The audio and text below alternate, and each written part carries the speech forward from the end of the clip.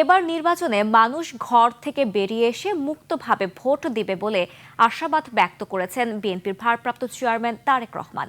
সমাবেশের শুরুতেই তারেক রহমান জিন্দাবাদ স্লোগান না দেওয়ার জন্য নেতাকর্মীদের অনুরোধ করে ব্যক্তি পূজার রাজনীতির বিপক্ষে অবস্থান ব্যক্ত করেন তিনি। সমাবেশে জানিয়েছেন আগামী 25 ডিসেম্বর দেশে ফিরছেন তিনি। লন্ডন প্রতিনিধি শাহিদ শফিকের তথ্যচিত্রে বিস্তারিত নাঈম আহমেদের রিপোর্টে। নায়াসিনামাইড ও স্যালিসাইলিক সমৃদ্ধ লিলি ফেস ওয়াশ যা ফেসের ডেড স্কিন সেল দূর করে দেয় দ্বিগুণ ফাস্টার ব্রাইটেনিং। বিজয় দিবসে যুক্তরাজ্য বিএনপি আয়োজিত সমাবেশ, এতে যোগ দেন বিএনপির ভারপ্রাপ্ত চেয়ারম্যান তারেক রহমান।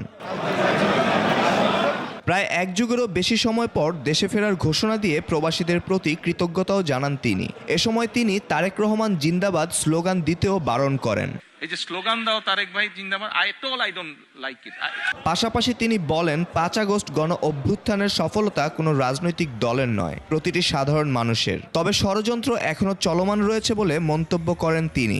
সেই 71-এ যারা ষড়যন্ত্র করেছিল, 75-এ যারা ষড়যন্ত্র করেছিল, 7ই নভেম্বরে পরাজিত হয়েছিল, 81-তে যারা ষড়যন্ত্র করেছিল, 96-তে যারা ষড়যন্ত্র করেছিল, পরবর্তীতে যারা ষড়যন্ত্র করেছে, তাদের ষড়যন্ত্র কিন্তু থেমে নেই।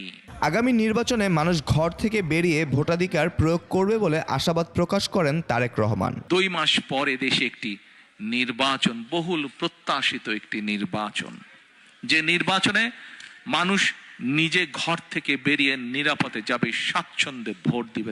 দেশবাসীর সামনে বিগত সময়ের মতো স্বপ্নের ঘনঘটা নয়, একটি বাস্তবায়নযোগ্য পরিকল্পনা তুলে ধরছে বিএনপি। আমরা পরিকল্পনা বাস্তবায়ন করব। নাঈম আহমেদ, 21 টেলিভিশন।